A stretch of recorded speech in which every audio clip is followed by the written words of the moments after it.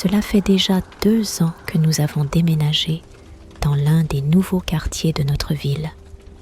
Enfin, nouveau.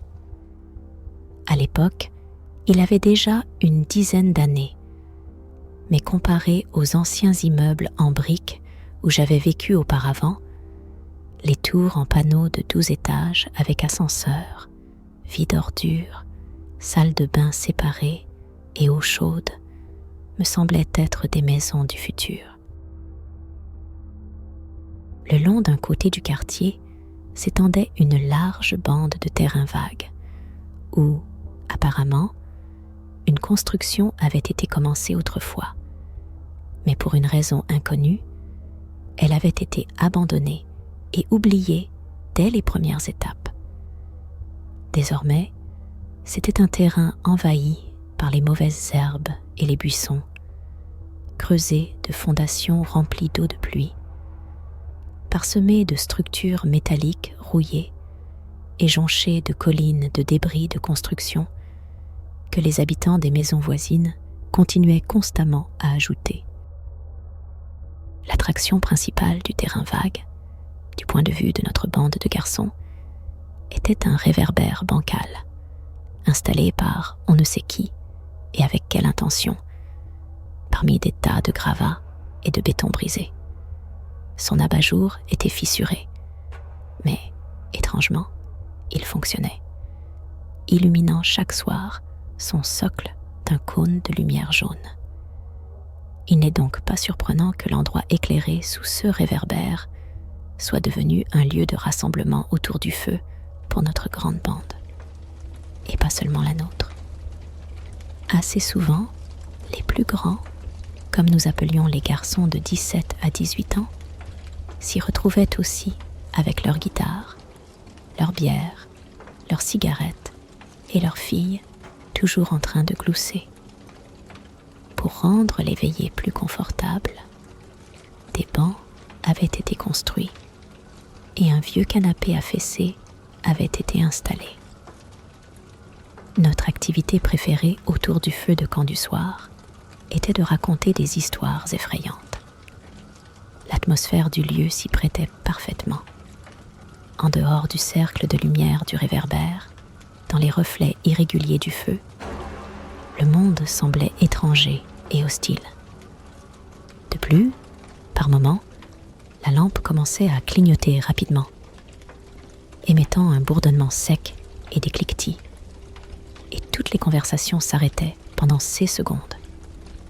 Car dans ces instants de ténèbres, entre les éclairs de lumière, tout l'espace environnant devenait étrange et irréel. Comme si nous, assis sur nos bancs faits maison, traversions rapidement des mondes étrangers. Mais l'endroit de nos veillées n'était pas seulement réputé pour son réverbère. Tout près se dressait un grand tas de débris de dalles en béton, enterrés sous une couche de gravats et de terre. Sur l'un des versants de ce tumulus improvisé, entre des morceaux de béton exposés, se formait une sorte de passage menant à l'intérieur du tas. Par ce tunnel étroit, on pouvait ramper jusqu'à un trou sur le versant opposé, à environ 7 ou 8 mètres. Mais cette tâche était compliquée par 2 virages, dont le premier était très étroit, rendant la manœuvre difficile, et revenir en arrière était carrément impossible. Ce passage dans le monticule était devenu notre épreuve de courage. Chaque nouveau membre de notre bande devait y ramper, ainsi que ceux en quête d'adrénaline et d'aventures palpitantes. Moi-même, à ce moment-là, l'avais traversé 6 fois. Mais personne n'osait s'aventurer dans ce tunnel la nuit, et il y avait une explication simple à cela. Tout le monde avait peur. Autour de ce passage circulaient diverses histoires effrayantes, comme celle d'un clochard coincé dans le premier virage, mort dans d'atroces souffrances de soif, ou encore celle des bandits y cachant les corps de leurs victimes. Dans ces histoires, la police était toujours présente, extrayant les restes des défunts avec un câble attaché aux membres. Et souvent, ils n'y parvenaient pas du premier coup. De plus, à chaque histoire, le nombre de cadavres augmentait, mais personne n'avait jamais rien vu de ses propres yeux. Ni les corps, ni les bandits, ni la police. Mais tous les conteurs assuraient avoir entendu ces histoires de sources fiables, qui les tenaient elles-mêmes d'autres sources fiables, et ainsi de suite. Enfin, quelque chose dans ce genre. C'est justement avec ce tunnel que se rattache cette histoire effrayante et mystique que je veux vous raconter. À 13 ans, j'étais déjà un adolescent assez pragmatique et rationnel pour croire à toutes ces bêtises sur les ovnis ou les fantômes qui étaient assez à la mode à l'époque. Même les histoires effrayantes que nous nous racontions autour du feu de camp, je les percevais plutôt avec scepticisme et ironie qu'avec peur. C'est pourquoi, ce soir-là, en écoutant les histoires effrayantes, je m'ennuyais comme d'habitude, interrompant les monologues de mes camarades avec des commentaires sarcastiques. Mes amis s'y étaient habitués depuis longtemps. Mais ce soir-là, par malchance, des plus âgés étaient avec nous. Rick, un étudiant, avec son ami Victor, et Nathalie, une fille du 3e bâtiment. Ils avaient déjà bu 1,5 litre de bière et se comportaient donc de manière un peu arrogante, se vantant devant la fille. Et ce sont précisément eux qui n'ont pas apprécié mon énième commentaire sarcastique sur une histoire effrayante de maison hantée. « Quoi ? Tu te prends pour le plus intelligent ?» me demanda Rick, avec une haleine mêlant des arômes de cigarettes et de bière. « Non, je pense juste que tout ça, c'est des bêtises, » haussai-je les épaules. Ce n'était pas la première fois que je parlais avec des provocateurs de ce genre, et je ne vois rien de terrifiant là-dedans. « Waouh ! On a un courageux parmi nous !» Rick se tourna vers toute la compagnie et cracha par terre. « Vous avez entendu ? Maxime n'a peur de rien. » Les rires éclatèrent en réponse. Nathalie ricana bêtement. Mes oreilles s'enflammèrent. D'accord, mes amis peuvent se moquer de moi, mais devant une fille. Bien sûr, je n'ai pas peur. De quoi avoir peur de toutes ces absurdités ? Ai-je répondu. Si tu es si courageux, peut-être que tu pourrais ramper à travers le passage maintenant, cette nuit. Les yeux de Rick se sont étroitement plissés avec malice. J'ai jeté un regard inquiet vers l'étroit passage sombre entre les morceaux de béton qui noircissaient à côté. L'obscurité à l'intérieur semblait sinistre. Elle semblait me regarder avec attente. Rick et Victor me regardaient de la même manière. J'ai balayé du regard toute la compagnie.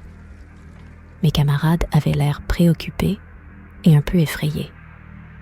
Quant à Nathalie, elle affichait un mépris moqueur. C'est précisément cela qui m'a poussé à faire le pas suivant. Un pas que je me souviens encore avec tremblement. Je suis silencieusement approchée de l'ouverture. J'ai profondément respiré. Puis, en expirant, je me suis plongée tête la première dans l'obscurité dense.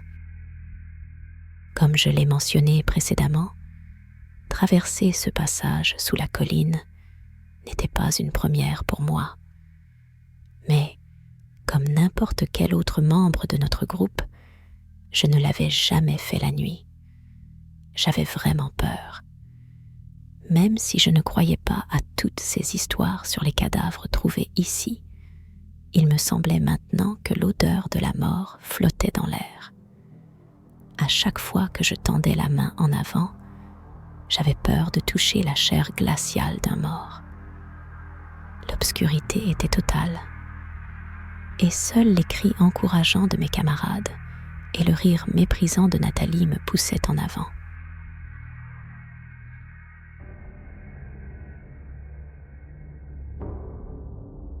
J'avais déjà réussi à me faufiler dans le passage avec mes pieds et je me préparais pour le premier virage à droite. C'était le tronçon le plus étroit et le plus difficile du parcours souterrain. Après cela, il n'y avait plus de marche arrière possible. Ce qui me rassurait, c'est que le reste du passage était plus spacieux jusqu'à la sortie sur la pente opposée. En me contorsionnant, je suis entrée dans le virage, travaillant avec mes épaules et mes pieds. Je l'ai passé et j'ai soupiré de soulagement.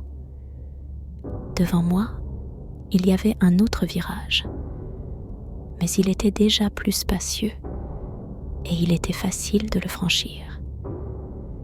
Je me suis avancée et j'ai heurté de plein fouet une toile d'araignée dense.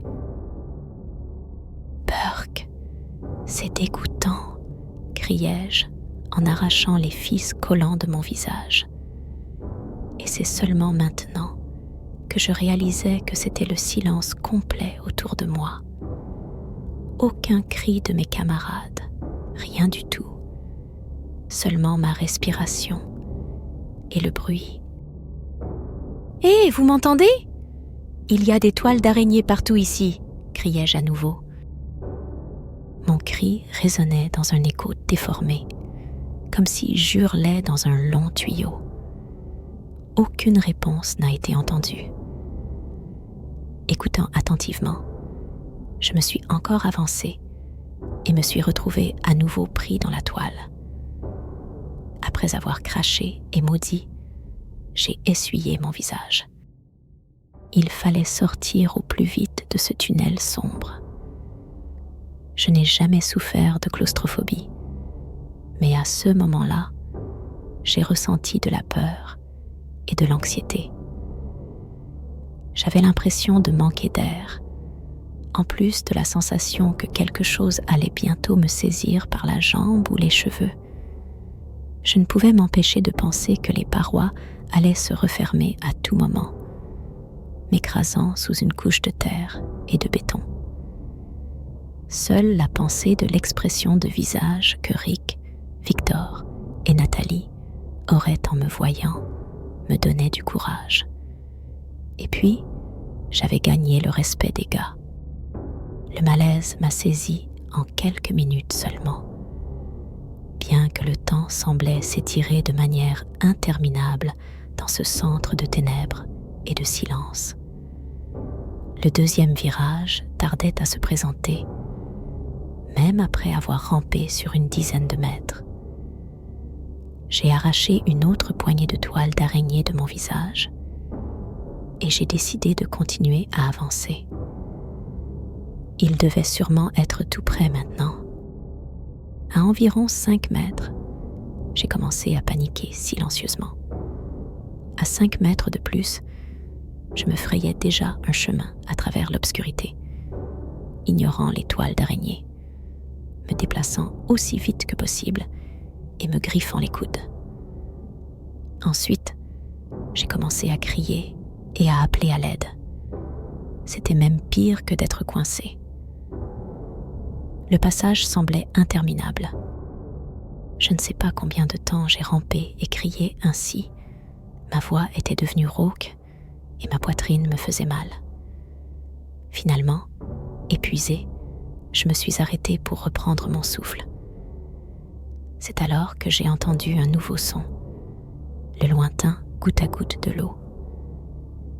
Résonnant en écho, il frappait régulièrement le sol en pierre, évoquant des associations terrifiantes avec les cachots des anciens châteaux. Ma bouche était aussi sèche que dans le désert à midi, alors que le son des gouttes éveillait en moi une soif irrésistible, dominant ma peur. Alors que je continuais à avancer, le bruit ne semblait pas se rapprocher.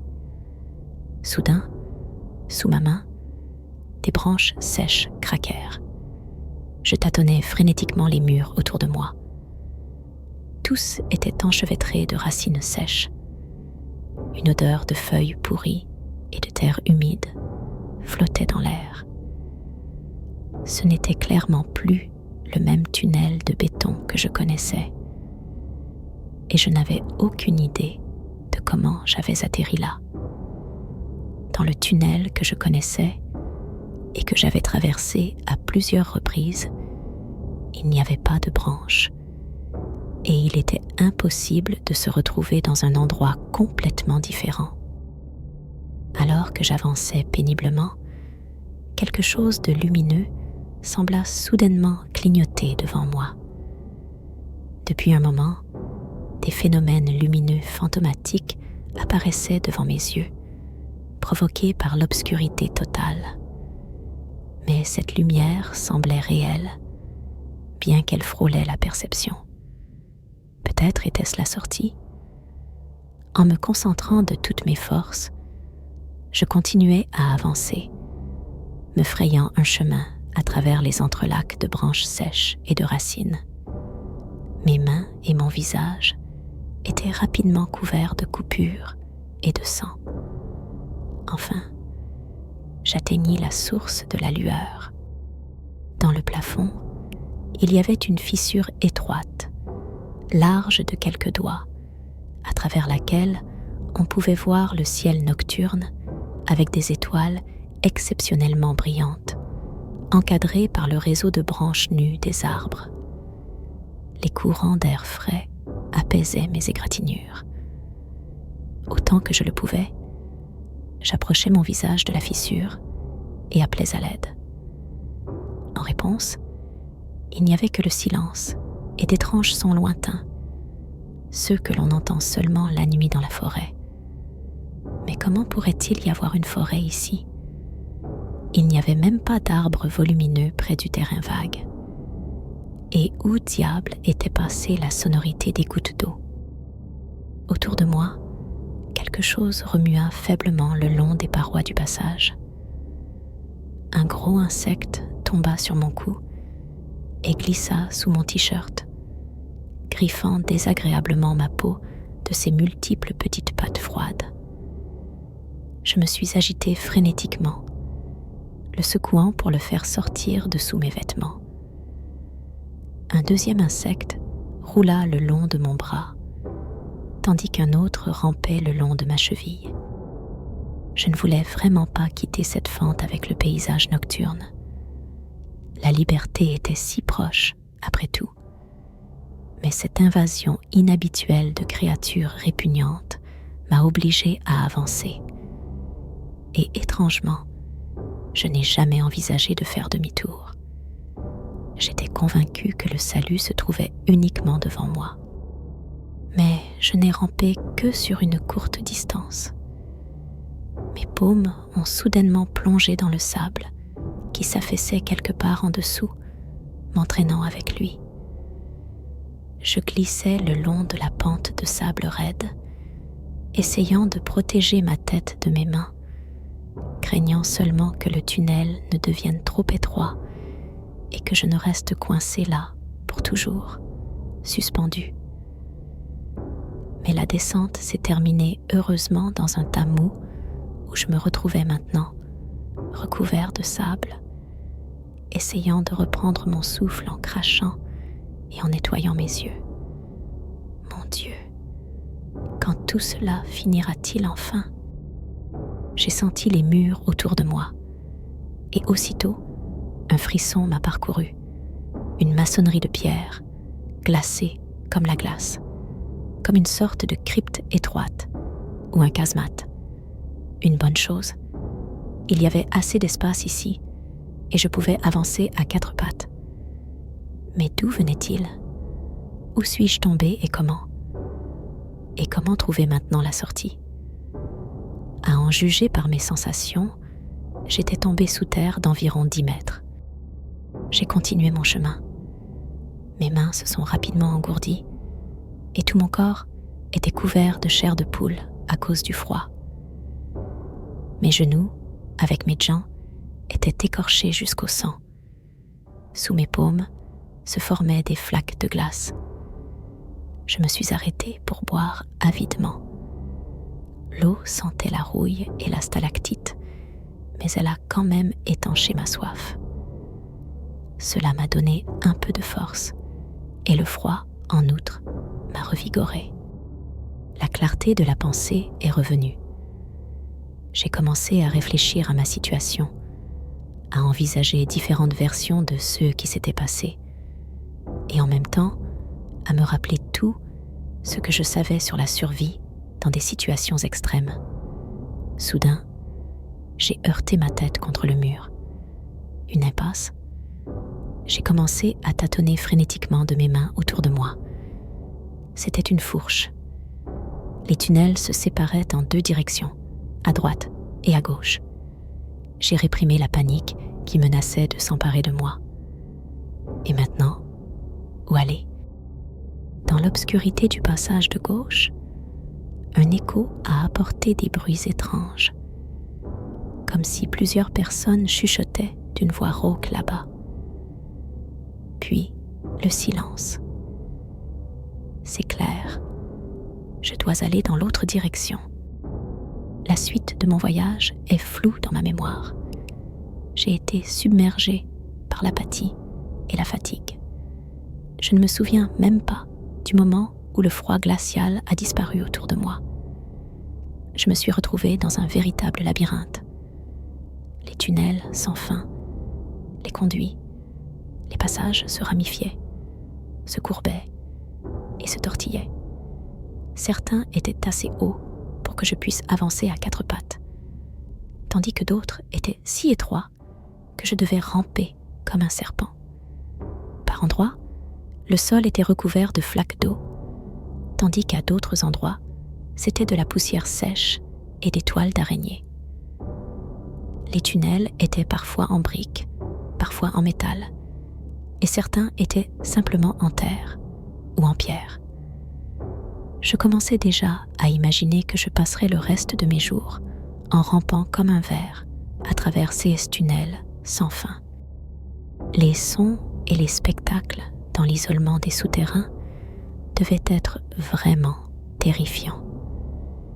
Les prières et les sons mécaniques pouvaient donner une idée de la présence de quelqu'un ou de quelque chose d'autre dans ces tunnels, peut-être loin du monde de la surface, dans son propre royaume sombre. L'obscurité profonde, interrompue seulement par de faibles échos de bruits inconnus, pouvait souligner le sentiment d'isolement et d'impuissance du héros. Dans un étroit passage de pierre, au-dessus de ma tête, à travers la roche, j'ai entendu un lourd et sourd bruit de pas et un grincement prolongé, comme si quelqu'un de grand et de lourd faisait du rangement ou tirait des tiroirs là-haut. Je me suis arrêtée à cet endroit, appelant à l'aide à grands cris et frappant des poings contre le plafond. J'ai essayé de frapper avec les pieds, mais en me ramenant les genoux, j'ai failli rester coincée. La personne qui marchait là-haut n'a pas réagi à mes tentatives d'attirer son attention, continuant ses mystérieuses affaires. Dans un autre puits en béton, derrière le mur, quelqu'un grattait contre la pierre et frappait avec quelque chose de lourd et émoussé, comme s'il essayait de me rejoindre. J'ai essayé de quitter cet endroit le plus rapidement possible. Et puis, je me suis coincée. Je suis entrée dans un trou de pierre, plus semblable à une grotte étroite, sans remarquer qu'elle se rétrécissait encore plus. Et au moment où je sortais déjà dans un tunnel plus spacieux, ma main s'est coincée maladroitement et s'est bloquée. J'ai essayé de reculer, en vain. J'ai commencé à me débattre frénétiquement, essayant de libérer mon corps par à-coups. Ma poitrine était serrée, j'avais du mal à respirer. Et très vite, j'ai abandonné. Maintenant, Je me contentais de gémir, de pleurer comme une fille, de crier avec les restes de ma voix, en larmes. Puis, le calme est revenu et j'ai sombré dans l'oubli. Je ne sais pas combien de temps j'ai passé ainsi. À un moment donné, l'idée m'est venue que je suis en fait toujours coincée au premier virage, là, à l'entrée du terrier, et tout ce qui m'est arrivé n'est que des hallucinations dues au manque d'air. Le terrain vague, il est juste là, derrière moi, sous mes pieds. Il suffit juste de crier, et mes amis m'entendront, appelleront la police, m'attraperont avec une corde et me sortiront comme le cadavre d'un sans-abri ou d'une victime de bandits. Ah ah, mais pourquoi alors mon visage est-il si gravement égratigné? Mes mains sont-elles coupées et mes genoux sont-ils écorchés? Non, l'entrée du terrier est quelque part là-bas, à des centaines de kilomètres de moi, dans une autre galaxie. Où trouveront-ils une corde aussi longue? Et ils m'ont sûrement déjà tous oublié depuis les centaines d'années que je rampe ici. Et il n'y a probablement plus de terrain vague. Et cette odieuse Nathalie, elle est sûrement devenue vieille et est décédée, tout comme Rick et Victor. Ma mère, elle, doit toujours m'attendre, ne sachant pas où me chercher. Ah ah.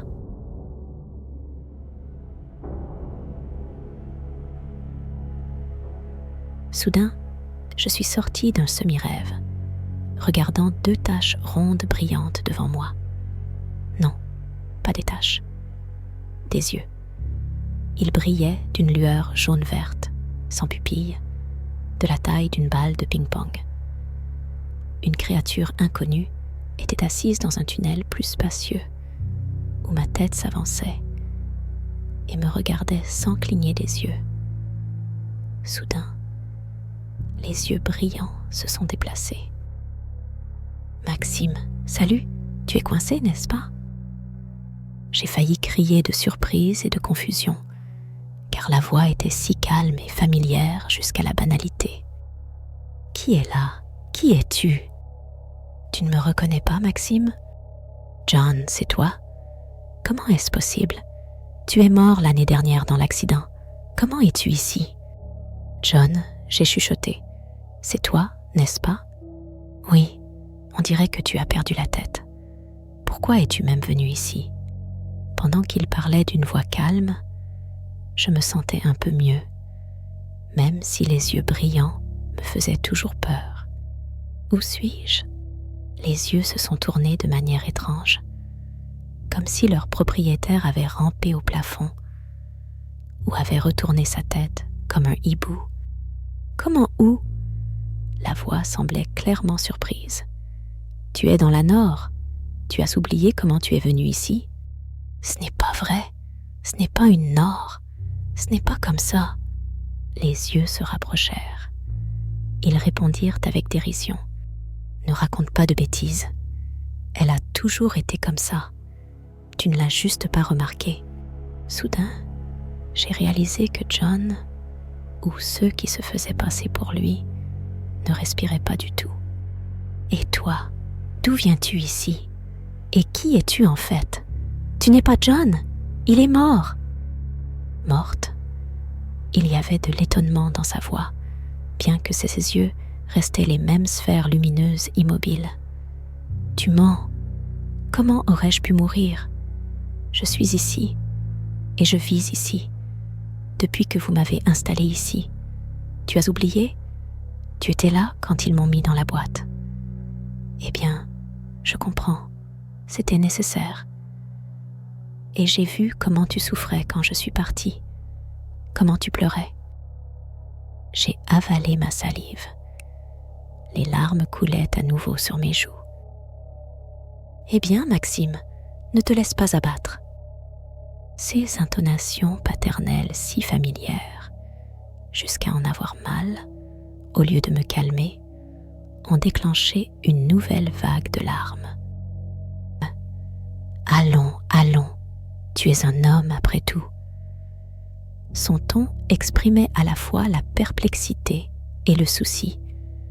Tu sais, pour moi, ça a été très douloureux et effrayant quand la voiture est tombée dans le ravin sur l'autoroute et que j'ai brûlé. C'était vraiment... John, aide-moi. J'ai sifflé, rassemblant toutes mes forces. Je suis coincée et je me suis perdue. Oui, je vois. Son ton était si moqueur que j'ai presque imaginé un sourire sur le visage de John. Attrapé, binoclard. C'est bon de savoir qu'un peu d'humour peut apporter un soulagement, même dans les moments les plus étranges. Voyons ce qu'il est possible de faire ici. Je sursautais en sentant des doigts froids et griffus toucher ma tête, mon cou et mes épaules. John me saisit fermement et tira. Fort. Je hurlais de douleur. D'accord, c'est plus sérieux que je ne le pensais. Il faut te pousser par derrière. John commença à pousser mes jambes. Mon corps commença lentement à céder. Je poussai un cri de douleur lorsque mon bras coincé se faufila entre les côtes, puis, en arrachant la peau, glissa vers l'avant. Et me voici, libéré de mon piège, assis dans un tunnel spacieux, caressant mon bras écorché, tandis qu'à côté de moi, une paire d'yeux lumineux, avec une voix familière, me pose une question. Je les entends à peine. Je me contente de hocher la tête. Maxime, tu es super. Ce n'est qu'une égratignure, ne t'inquiète pas. Je veux rentrer à la maison, chuchotai-je, avec des lèvres sèches. Eh bien, où est le problème ? Cria joyeusement John. Va à droite et reste toujours du côté droit. Ne tourne surtout pas à gauche. Pourquoi ? Parce qu'il y a l'abîme là-bas. Les yeux de John bougèrent, comme s'il haussait les épaules. Tu disparaîtras, et je ne pourrai pas t'aider. Au revoir, Maxime. Tu sais, viens me voir au cimetière un de ces jours. Apporte des bonbons et des biscuits. Je hochai la tête, me mis à ramper vers la droite, et après quelques mètres, je me retournai, mais ne vis personne. John avait disparu, comme s'il n'avait jamais existé. Comme il l'avait ordonné, je rampais le long du mur de droite, prenant tous les embranchements à droite. Je perdis à nouveau la notion du temps. Les hallucinations visuelles et sonores m'assaillirent de nouveau, avec une force renouvelée, martelant mon esprit avec une cacophonie chaotique. Une seule pensée résonnait dans ma tête. À droite, à droite, à droite. Et je sortis, sans même comprendre comment. Je tombais d'un trou en béton directement dans le cône de lumière jaune d'un lampadaire. Autour de moi, mes camarades se tenaient avec des visages stupéfaits. Nathalie, effrayée, se couvrait la bouche maquillée avec ses mains. Les sourires narquois de Rick et Victor disparaissaient de leurs visages, laissant place à la surprise dans leurs yeux. Je me retrouvais à nouveau sur le terrain vague, sous le lampadaire, près du trou d'où j'avais commencé mon voyage de plusieurs heures. Tout était resté pareil ici. Sans dire un mot, je passais devant la foule silencieuse et me dirigeais simplement vers chez moi, effrayant horriblement ma mère par mon apparence.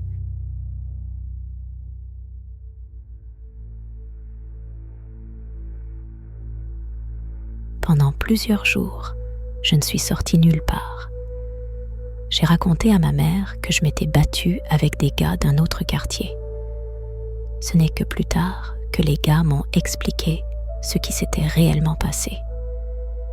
Quelque part, une minute après que je me sois enfoncée dans le trou, le réverbère a commencé à clignoter, plus fort et plus longtemps que d'habitude. Et dès qu'il a recommencé à fonctionner normalement, je suis sortie du trou. Et en plus, je suis sortie de là où j'étais entrée. Ce qui est totalement impossible car il n'y a pas d'espace pour faire demi-tour dans le terrier. Et je me suis présentée devant tout le monde, tout déchiré et mouillé, couvert de sang et de griffures, de toiles d'araignée et de saleté, pâle et avec des yeux fous. Il y avait vraiment de quoi être surpris.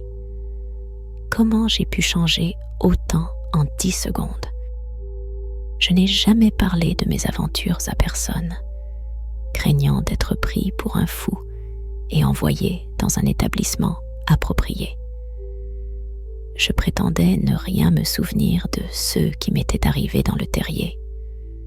Les égratignures ont guéri rapidement, mais les coudes écorchés, les genoux et les bleus laissés par les doigts de John sur mes jambes ont mis plus de temps à guérir. Et la mèche grise de cheveux est restée pour toute ma vie. J'ai convaincu ma mère de me laisser aller au cimetière le week-end, où j'ai laissé des bonbons sur la tombe de John et lui ai chuchoté un « merci » silencieux. Je lui rends toujours visite dès que j'en ai l'occasion. Depuis longtemps, le terrain vague a été transformé en un beau parc avec des fontaines. Et le lampadaire avait été volé pour son métal par les ivrognes du coin bien avant cela. Mais la grotte, elle n'a pas disparu. Elle existe toujours, quelque part là-bas, dans une autre dimension. Dans mes rêves, je retourne souvent là-bas, dans les tunnels sombres, mais ils sont désormais spacieux et lumineux. Et là-bas, c'est toujours John et d'autres membres de ma famille décédés qui m'accueillent. Ils discutent avec moi de tout et de rien, des sujets que j'oublie habituellement après mon réveil. Mais je me souviens de leurs paroles qu'ils prononcent avant de partir. La grotte m'attend.